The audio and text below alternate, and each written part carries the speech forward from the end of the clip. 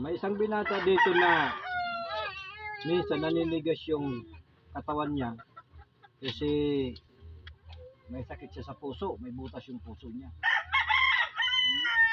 Kaya kung titingnan natin, medyo maganda katawan, minsan marami nga itong babae. Kaso, ang problema na, paano ito makabuhay ng pamilya na may diferensya sa puso? Kung magtatrabaho siya, naghihingal siya, tapos naninigas yung katawan.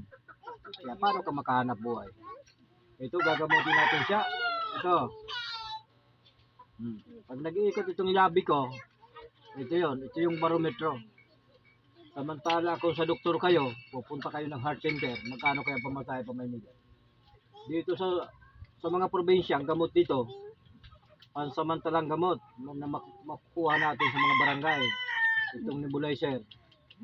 Pag kinakapos ka ng paghinga, papausukan ka. Uwi ka naman.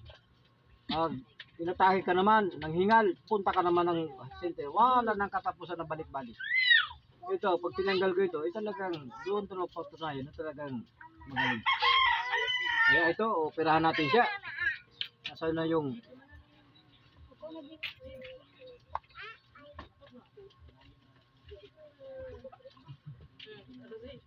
minsan silahis ka noy.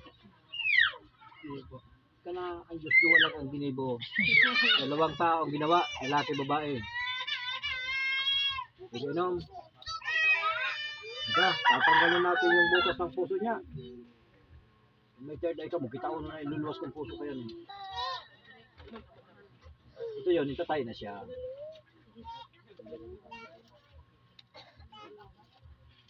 Kung naubos mo na naman sa pira ko, yaw ka lang. Dahil na kayo wala na. Siya daw nuko yun, bata rin siya. Head ka na noy. Pero sumit ng makeup. Bakit pati?